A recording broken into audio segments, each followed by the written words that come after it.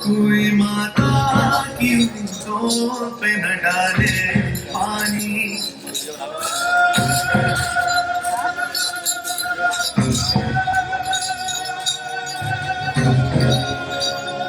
कोई माता की उंगलियों पे न डाले पानी, जिंदगी भर तो हमें भेज के डाले पानी, जिंदगी भर तो हमें भेज के डाले पानी।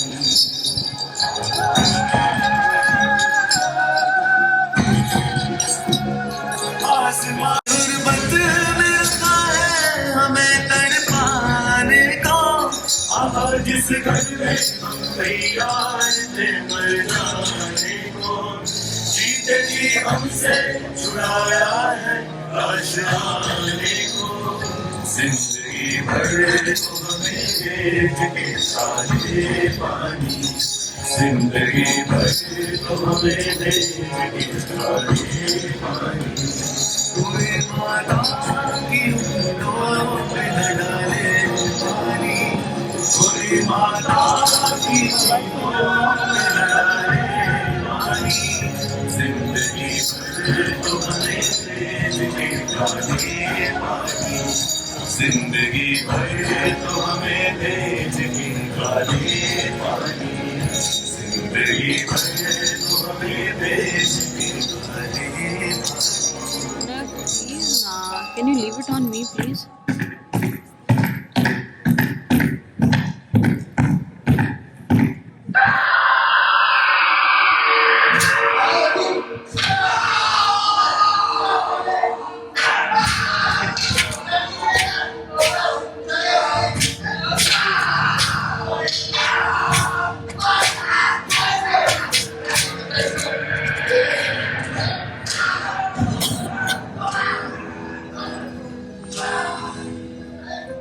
अब भी मौजूद है जुल्मों की निशानी लोगों, दरो दीवार पे लिखी है कहानी लोगों। कहां से शुरू करूं ये कहानी? जुल्म सितम की ये दास्तां, आजादी के परवानों की वीरता और त्याग की गाथा। मैं जो एक रूह हूं, आत्मा हूं, उन तमाम लोगों की जिन्होंने अपने खून पसीने से, अपने बलिदान से, जान की कुर्बानियों से इस मिट्टी के जर्रे जर्रे को आजादी का तीरथ बना दिया।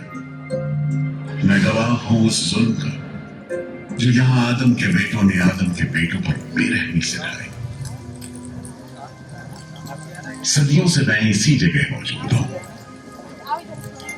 मेरे सीने में दफन है वो सारी कहानियां जिन्होंने इन हरे भरे खूबसूरत टापुओं को वो खौफनाक नाम दिया, काला पानी।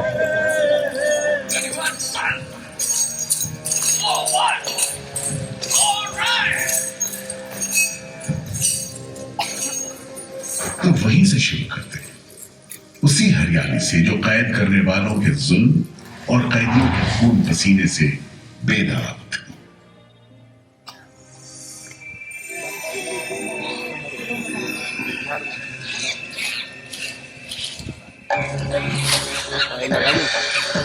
कहते हैं अंडमान द्वीप समूह का नाम रामायण के प्रतापी वानर देवता अंडमान यानी हनुमान के नाम पर रखा गया।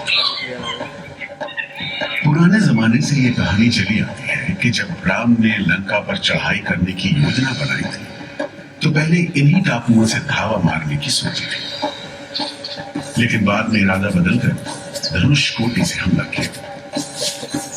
इतिहास और पुराण में अंडमान द्वीप समूह इसी सिलसिले में याद किया जाता रहा है।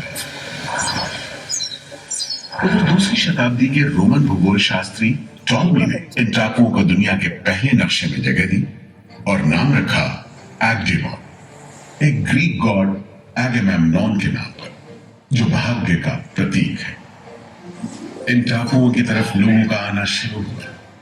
धर्म प्रचारक, लुटेरे, बागी, मल्ला, किस्मत आजमाने को निकले जहाजी, हर तरह के लोग यहां आते रहे। 18वीं सदी के अंत में ईस्ट इंडिया कंपनी ने इन टापुओं पर एक बस्ती कायम करने की कोशिश की और यहां लेफ्टिनेंट आर्चिबाल्ड ब्लेयर को भेजा, मगर यह कोशिश नाकाम रही और अगले 60-70 बरस तक किसी ने इन टापुओं की सुध नहीं ली।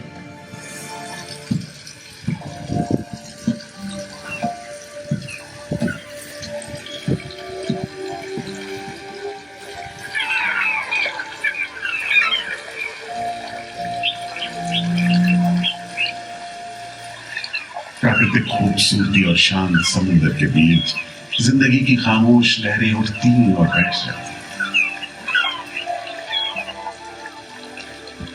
उगते सूरज के साथ पक्षी जागते और डूबते सूरज के साथ इन टापुओं पर जिंदगी सुकून से सो जाती। कि तभी भारत का पहला स्वाधीनता संग्राम यानी 1857 की आजादी की लड़ाई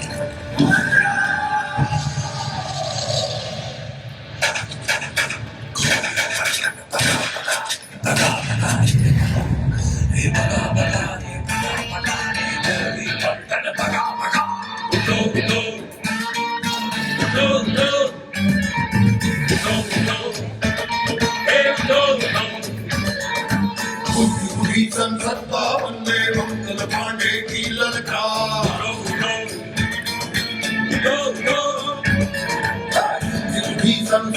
वंदे मंगल पांडे की ललकार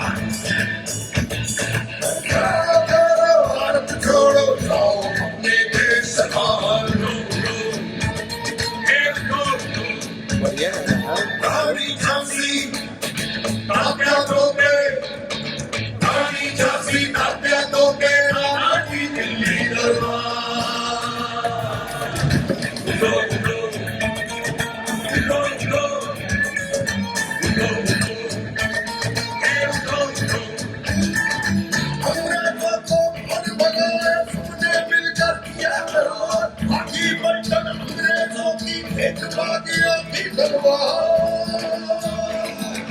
चली मशाले आजादी की तो बेगरजे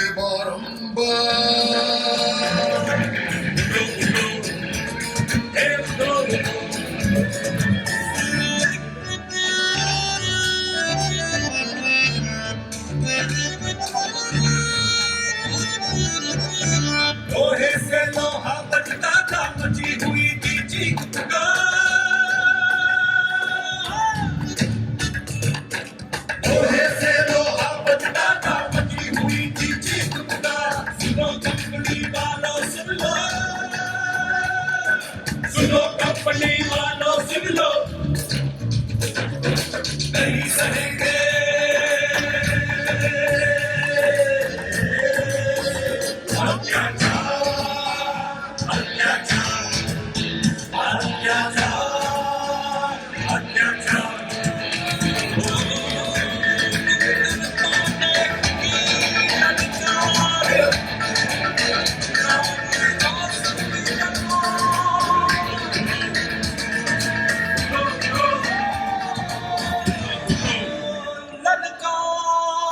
Why the camera is turned this way? जल्द ही बगावत की लपटों की तपिश शान पड़े अंडमान द्वीप समूह पर पड़ने वाली थी। आजादी के मतवालों को सबक सिखाने के लिए फिरंगी सरकार ने 15 जनवरी 1858 को पूरे के पूरे अंडमान द्वीप समूह को एक कैद खाने में बदलने का फैसला किया। उसको दबा के बताता है ना, गिम्बल घूमता रहेगा। His Excellency Governor General ने काउंसिल में ये फैसला किया है कि अंडमान आइलैंड में कैदियों की एक बस्ती बनाई जाए। इसमें शुरू में ऐसे मुजरिम रखे जाएं जिन्हें बगावत और राजद्रोह और इससे ताल्लुक रखने वाले दूसरे अपराधियों के लिए कैद या देश निकालने की सजा दी गई हो। और इस तरह अंडमान द्वीप समूह की पुरानी खाड़ी का नाम लेफ्टिनेंट आर्चिबाल्ड ब्लेयर के नाम पर पोर्ट ब्लेयर रखकर मुजरिमों की बस्ती कायम की गई। सन 57 के वीरों के नक्शे कदम पर कुछ ही साल बाद अंडमान की धरती पर पैर रखे वहाबी आंदोलन के राजनीतिक बंदियों ने 1860 से 1872 के बीच बहुत से वहाबी आंदोलनकारी अंडमान भेजे गए सरहदी सूबे का रहने वाला एक पठान शेर अली आफरीदी भी अंडमान में उस समय उम्र कैद की सजा काट रहा था और अंग्रेजों से बदला लेने के लिए मौके की तलाश में था।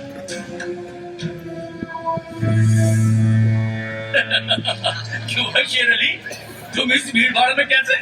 ओए, हम सुना है फिरंगी का लाट साहब इधर आता है, हम भी देखने आया है जुल्म करने वाले का सरदार कैसा दिखता है।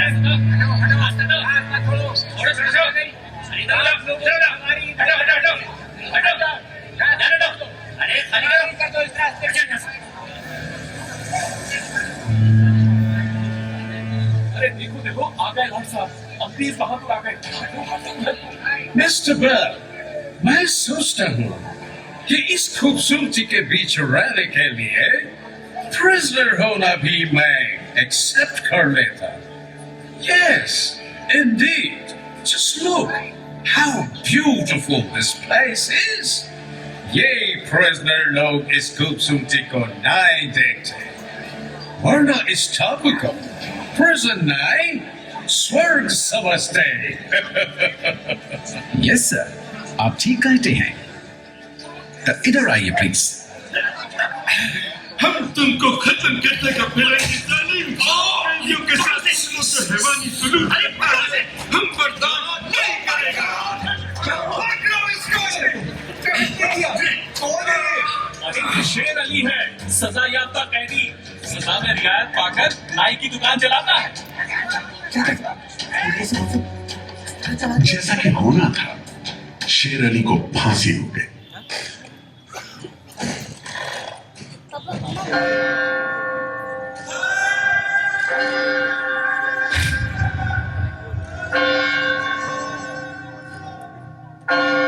शायद इसी घटना का असर था कि ब्रिटिश सरकार ने कैदियों के साथ और भी कड़ाई बरतने के बारे में गंभीरता से सोचना शुरू किया। नतीजे के तौर पर सन 1896 में पोर्ट ब्लेयर की खौफनाक सेलुलर जेल का काम चीफ कमिश्नर केविन और इंजीनियर मैक्विन की निगरानी में शुरू हुआ। यूरेनस मैक्विन, आपकी जांच पूरी हो गई? यस सर, हमने पूरा टापू का मुआयना कर लिया है। तो आपके हिसाब से जेल कहाँ बनेगी? मेरा राय भी जेल इसी जगह बने जो अच्छा रहेगा सर। इस पहाड़ी पर? यस सर, हम इस पहाड़ी को ईस्ट का तरफ ऊपर से काटकर समुद्र से 60 फीट की ऊंचाई पर मैदान बना देगा। इससे दो फायदा होगा, जेल के लिए जगह निकलेगा और पहाड़ी काटने से जो मिट्टी निकलेगा उससे हम नीचे का दलदल को पार कर ऑफिसर्स के लिए टेनिस एंड क्रिकेट खेलने का मैदान, इवन जिमखाना क्लब भी बना सकता सर। तय हुआ कि 5 लाख रुपए की लागत से पोर्ट ब्लेयर की इस पहाड़ी पर जेल बनेगा। फौरन कारीगरों के अलावा 600 कैदियों को काम पर लगा दिया गया। इस जेल में एक वक्त में 700 कैदियों को बंद रखा जा सकता है। योजना के अनुसार जेल के बीचों बीच एक मीनार बनाई जाती थी, जिसकी 7 दिशाओं में 7 खंड किसी सितारे की भुजाओं की तरह निकले होंगे। हर खंड में 3 मंजिलें बनाई जानी थी और 7 खंड में कुल मिलाकर 698 कोठरियों का निर्माण होना था। ईंटों की ढुलाई के लिए ट्रेन की 5 मील लंबी पटरी बिछाई गई। इमारत बनाने के लिए ढेर सारे सामान बर्मा से मंगवाए गए। जेल को बनाने में कोई 3 करोड़ ईंटें इस्तेमाल की गई। इंसानी खून पसीने की तो कोई गिनती नहीं।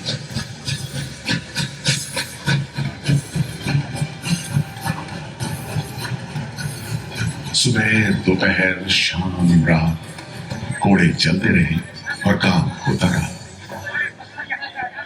दीवारें उठनी शुरू हुई। आखिरकार 10 साल बाद सन 1906 में ये विशालकाय जेल तैयार हुआ और यहीं से अंडमान में इतिहास का सबसे काला दौर शुरू हुआ।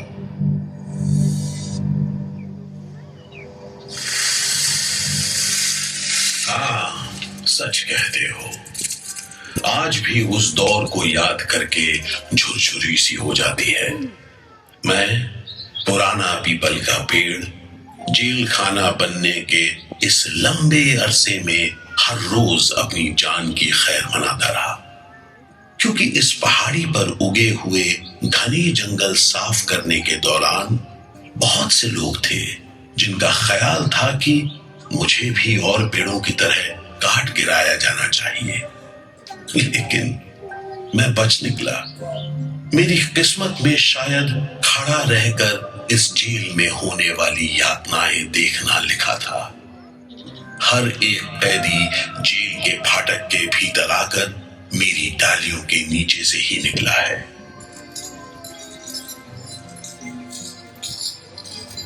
जैसे जैसे अंग्रेजी शासन के खिलाफ आजादी की मांग तेज हुई, ब्रिटिश सरकार ने सेलुलर जेल के फाटक हर छोटी बड़ी बात के लिए खोलने शुरू कर दिए। किसी ने पर्चा निकाला तो अंडमान जेल, किसी ने लेख लिखा तो अंडमान जेल। लेकिन जब आजादी की लौ दिल में चल रही हो तो लोगों को कब तक रोका जा सकता है? 20वीं सदी शुरू होते होते फिरंगी सरकार के खिलाफ जंग में तेजी आ गई।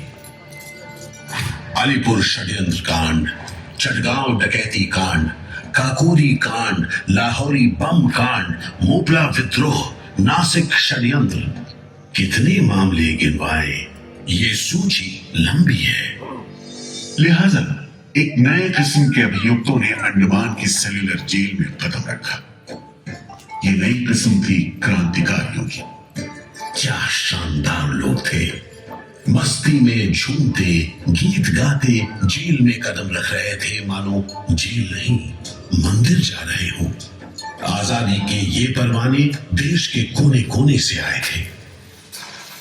सरफरोशी की तमन्ना अब हमारे दिल में है, देखना है जोर कितना बाजुए का दिल में है। वक्त आने दे बता देंगे तुझे आसमां, हम से क्या बताएं क्या हमारे दिल में है। सोहन सिंह भकना हाजिर। मोतीलाल वर्मा हाजिर। पंडित परमानंद शास्त्री बटुकेश्वर दत्त हाजिर। सचिंद्र नाथ सान्याल हाजिर। उल्लासकर दत्त हाजिर।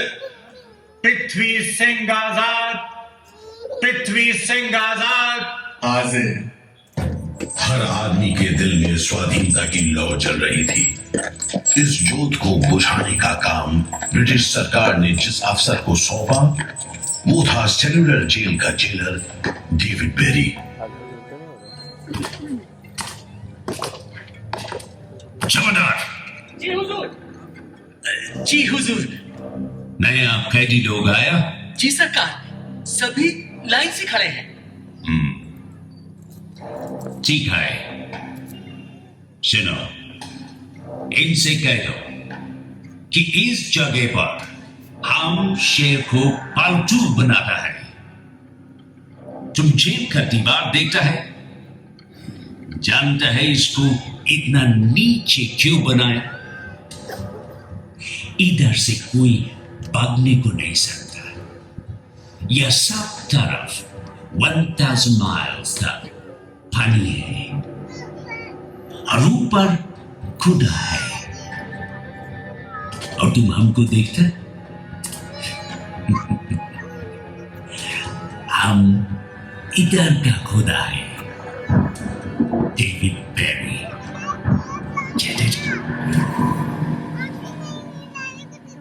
इस तरह कैदियों से ठसाठस भरी जेल की गंदी सीलन भरी बदबूदार हवा में कैदियों का बंदी जीवन शुरू होता है। बेड़ियों की आवाज, वार्डनों की गाली गलौज और मार खाते कैदियों की चीख पुकार से गूंजते कोठरियों का दम घुटी माहौल कड़े से कड़े इंसान को तोड़ने के लिए काफी था।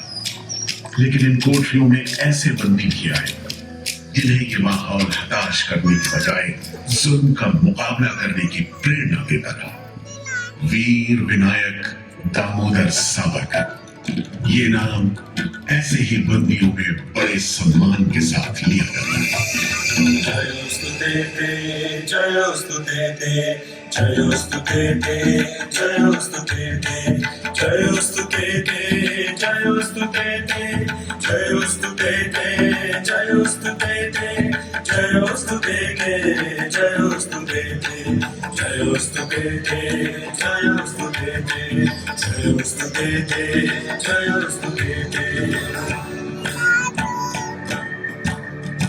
श्री महन मंगले शिवासुरे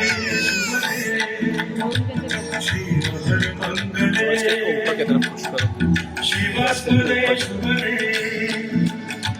स्वतंत्र दे भगवती यशोदा वंदे जयोस्तु देवे जयोस्तु देवे जयोस्तु देवे जयोस्तु देवे।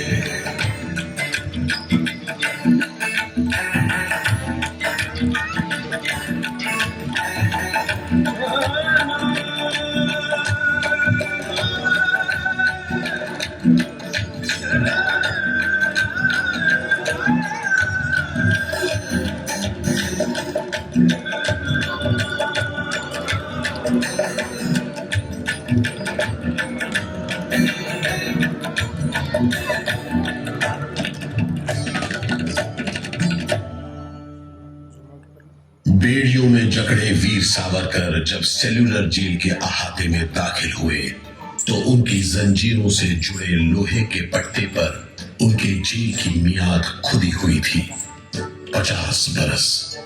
24 दिसंबर 1910 से 30 दिसंबर 1960 तक। विल सावरकर, तुमको 2 बार का उम्र कैद का सजा मिला है। 50 बरस बाद सरकार तुमको छोड़ देगा।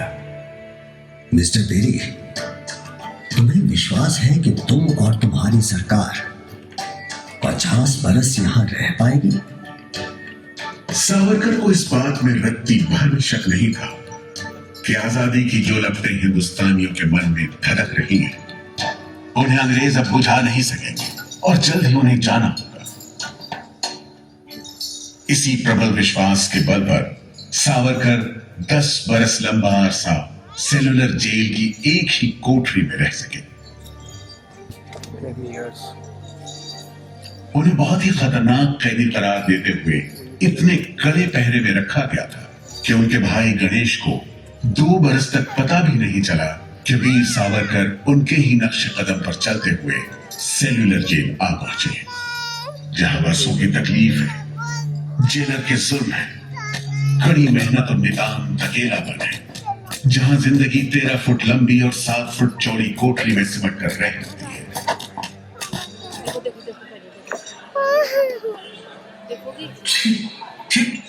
ये कैसा रत्ती खाना है? चावल में कंकड़ है, सब्जी में रेत है और दाल में कीड़े। खाना क्या है?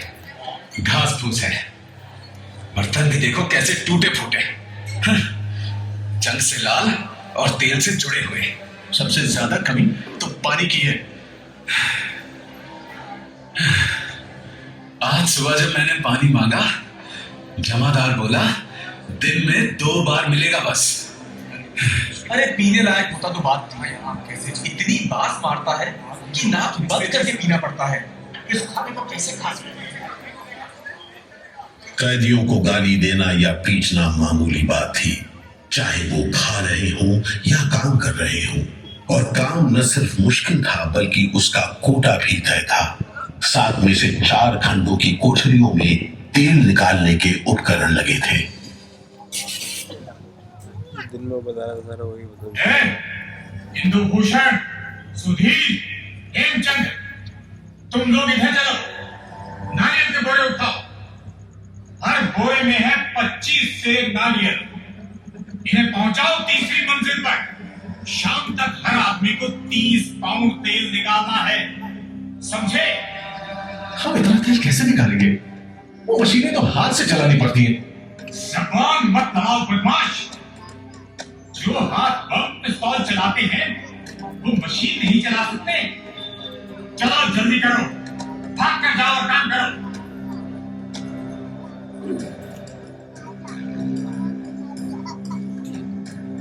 मेरा बात ध्यान से सुनो।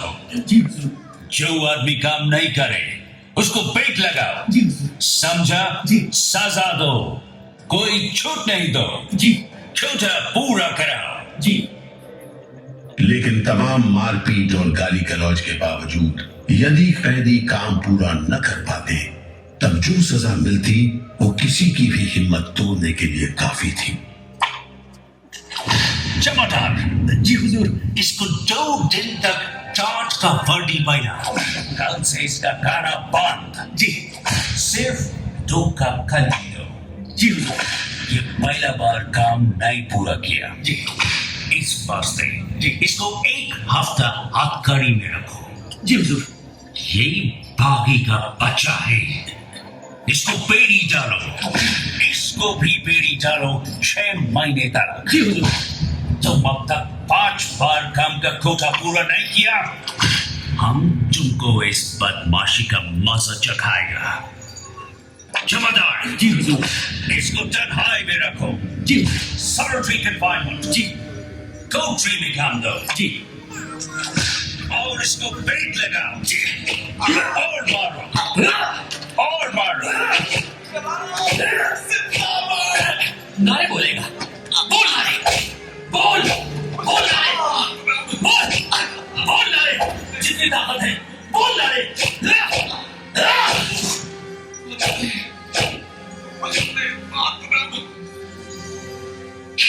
उल्हासकर दत्त ने इस सारी तकलीफ की दिल को छू देने वाली तस्वीर खींची है। हमारे गांव में तेल के लिए कोल्हू में बैल जोते जाते हैं। वो भी दिन में 10 से 12 सेर से ज्यादा तेल नहीं निकाल पाते। जेल में मुझे 2 और कैदियों के साथ बैल की जगह जोत दिया जाता था और हमें शाम तक 1 मन नारियल का तेल निकालने का काम सौंपा जाता। जमादार हमें दौड़ने पर मजबूर करते और रफ्तार धीमी होने पर कोड़े मारते। हर रोज न जाने हम कितनी बार लड़खड़ाते, गिरते और मार खाते, और ये सिलसिला निरंतर चलता रहा। हुजूर, ये काम करने से इनकार करता है। क्यों क्यों काम नहीं करेगा? जैसा बर्ताव ये जमादार करते हैं उसमें मैं काम नहीं करूंगा। मारपीट और सजा का नतीजा ये हुआ कि उल्हासकर ने 7 दिन के बाद खाना पीना और बात करना भी बंद कर दिया। वार्डनों का ख्याल था कि उल्हासकर पागल होते जा रहे हैं, लेकिन जेलर बेरी ने इसे नाटक बताते हुए उल्हासकर को बिजली के झटके लगाने का हुक्म दिया, जिसके बाद उल्हासकर 3 दिन और 3 रात बेहोश रहे। उसके बाद कहीं जाकर डॉक्टर को बुलाया गया। सुनो मिस्टर उल्हासकर, हम जानते हैं तुम अपने मुल्क का आजादी के वास्ते ये करता। हम तुम्हारा काम को ठीक नहीं समझता, लेकिन तुम अभी जवान है।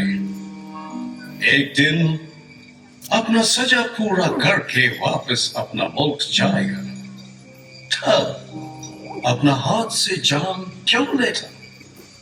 क्या तुम डरपोक है?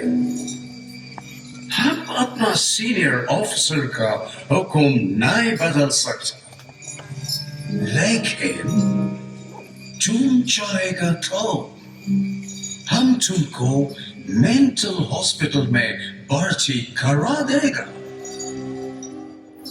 ठीक है, इन जानवरों के बीच रहने से पागलों के बीच रहना बेहतर होगा।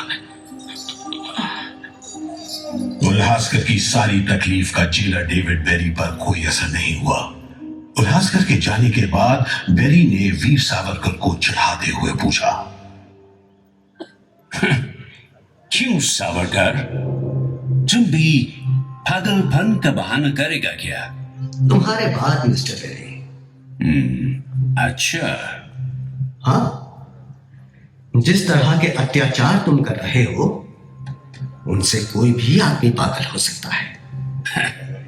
रहने दो ये सब बात सावरकर, तुम अच्छी तरह जानता है उल्लासकर पागल नहीं है, बहाना करता है। मिस्टर बेरी, अगर तुम सोचते हो कि उल्लास बहाना कर रहा था तब तुम पहले ही पागल हो चुके हो। ये सब अत्याचार बंद करो, वरना हमारे पास स्ट्राइक के अलावा कोई रास्ता नहीं बचेगा। छूट नहीं, रियायत नहीं, छूट नहीं, रियायत नहीं।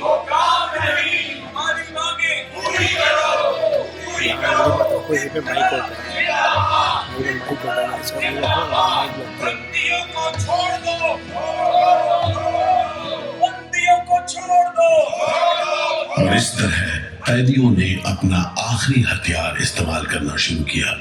हड़तालों का एक लंबा सिलसिला चल पड़ा, मगर ऐसे मामलों से जेलर बेरी और उसके अमले के रवैये में कोई खास फर्क नहीं पड़ा। कुल मिलाकर सेलुलर जेल के कैदी तकलीफ और बदसलूकी के बीच अपने दिन गुजारते रहे।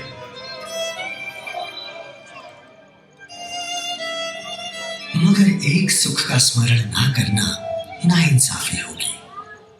वो सुख था बुलबुलों की चहक, उनका मधुर स्वर, उनके झुंड कल कल करते नारियल के टुकड़ों पर टूट पड़ते। गंभीर विचारों से मुक्ति पाने के लिए मैं मन को बलपूर्वक इन बुलबुलों की चहक में लगाए रखता। मैं अपनी भाषा उन्हें सिखाने में असमर्थ था।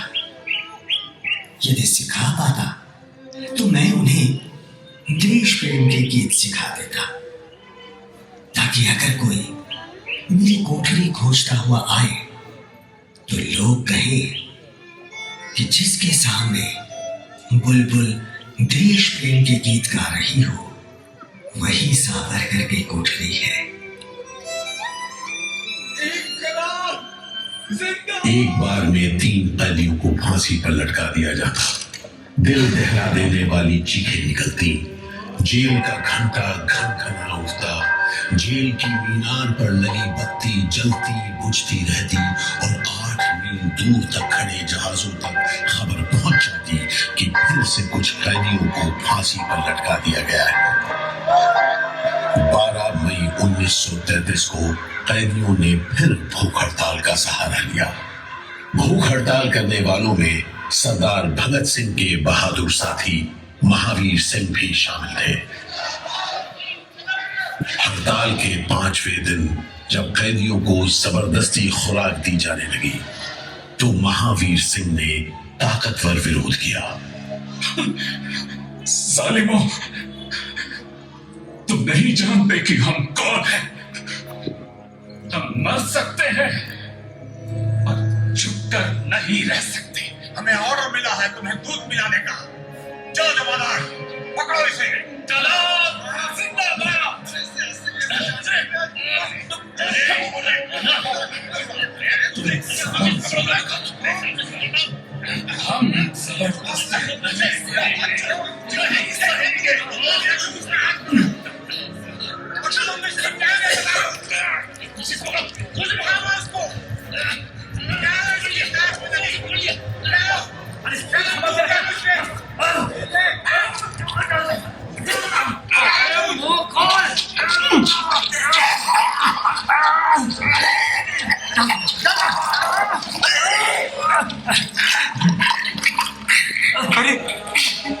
हम ये क्या हो गया? क्या हो गया? ये तो अरे अब क्या करें? अरे इसकी तो आंखें उलट गई। अरे इसकी तो आंखें उलट गई है। अब क्या करें? लगता है दूध इसके फेफड़ों में चला गया है। क्या हो? नली निकालो, जल्दी करो, जल्दी। इसकी तो सांस बंद हो गई। अब क्या होगा? होगा क्या? लाश को गुपचुप ठिकाने लगा दो, किसी को कानो कान खबर ना हो। मैं तो कहता हूँ साहब, इसकी लाश को बोरे में डालकर पत्थर से बांधकर समंदर में बहा दीजिए। किस्सा खत्म। चलो बिपिन, ऐसा ही करो। झटपट ले जाओ उसे, झटपट ले जाओ। लेकिन ये खबर छिपी नहीं रह सकी। जब लोगों को पता चला तो देश भर में विरोध की भीषण लहर फैल गई।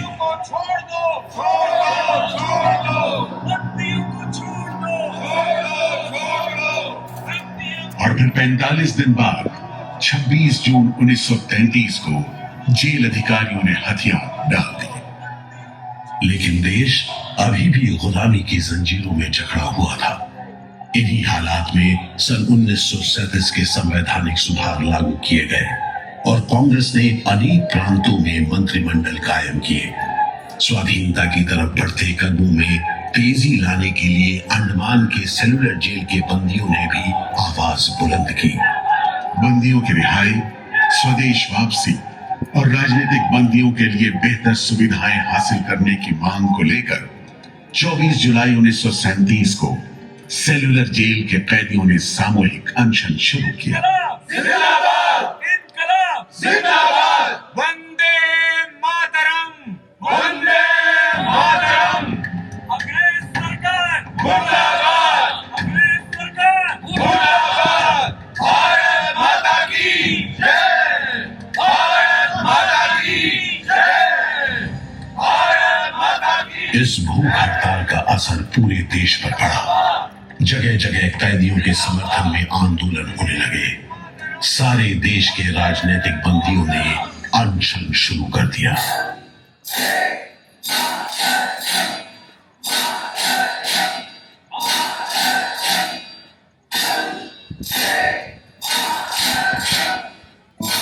गुरुदेव रविंद्रनाथ ठाकुर और कांग्रेस की कार्यकारिणी की तरफ से जवाहरलाल नेहरू ने कैदियों से भूख हड़ताल समाप्त करने की अपील की और 28 अगस्त 1937 को गांधी जी ने सेलुलर जेल के बंदियों को तार से संदेश भेजा। मैं गुरुदेव रविंद्रनाथ टैगोर और वर्किंग कमेटी की राय में अपनी अपील भी जोड़ना चाहता हूँ। आप सब हड़ताल वापस ले लें और हम पर भरोसा रखें। हम आपको राहत दिलाने के लिए पूरी कोशिश कर रहे हैं। कैदियों पर गांधी जी की इस अपील का बहुत असर पड़ा। सभी कैदियों ने आपस में सलाह करने के बाद जवाब दिया। देशव्यापी अपील और आपके संदेश ने हमारे दिलों को छू लिया है। हम इस भरोसे पर भूख हड़ताल मुलतवी कर रहे हैं कि सारे देश ने हमारी मांगों और हमारे उद्देश्य को अपना बना लिया है। वंदे मातरम। 36 दिन के संघर्ष के बाद एक बार फिर बंदियों की जीत हुई। नतीजे के तौर पर सितंबर 1937 से सेलुलर जेल के कैदियों की स्वदेश वापसी शुरू हो गई।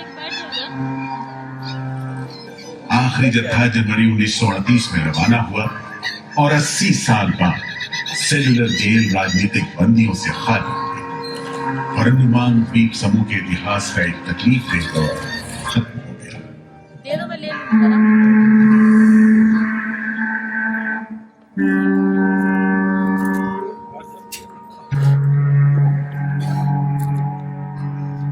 मगर एक और जालिम दौर शुरू होने वाला था। 1939 में दूसरा विश्व युद्ध शुरू हुआ और 1942 में जापानियों ने अंडमान पर कब्जा कर लिया।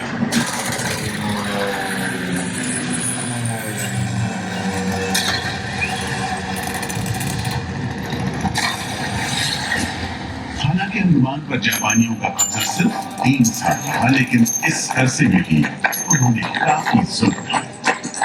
हर आदमी उनकी नजर में अंग्रेजों का जासूस था हर रोज खेतों से, दूर दराज के गांव देहात से दसियों लोग पकड़े जाते और मौत के घाट दिए जाते।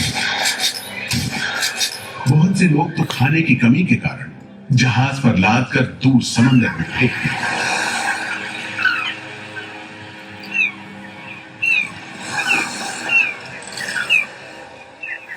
इसी दौरान नेताजी सुभाष चंद्र बोस अंडमान आए और जेल का मुआयना भी किया, मगर जापानी उन्हें जेल के उन हिस्सों में नहीं ले गए जहां वो सैकड़ों कैदियों को जासूस करार देकर तकलीफें पहुंचाते थे। अपनी छोटी सी अंडमान यात्रा के दौरान नेताजी ने तिरंगा भी फहराया।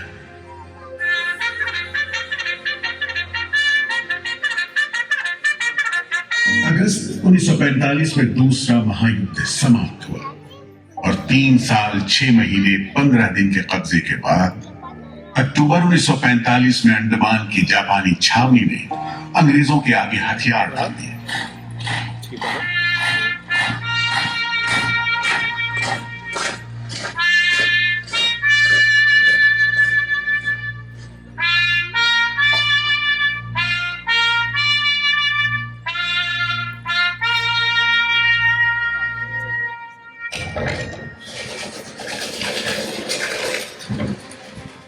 सेलुलर जेल के फाटक एक बार फिर खुले और कैदियों को रिहा कर दिया गया। इसके बाद 2 साल के अंदर अंदर भारत में ब्रिटिश सरकार का शासन खत्म हो गया।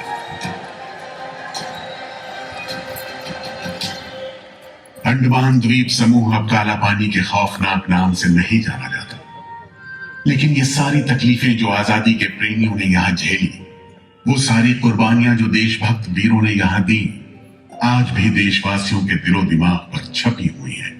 इसीलिए अंडमान के भूतपूर्व राजनीतिक बंदियों के भातृत्व मंडल की इच्छा को स्वीकार करते हुए भारत सरकार ने 30 अप्रैल 1969 को घोषणा की कि सेलुलर जेल को राष्ट्रीय स्मारक के रूप में सुरक्षित रखा जाएगा। भारत की आजादी के दीवानों ने जो अमानवीय यातनाएं इस कारागार में सही, ताकि भारतवर्ष आजादी की उन्मुक्त हवाओं में सांस ले सके, उन बलिदानों को आने वाली पीढ़ियां भूल नहीं पाएंगी।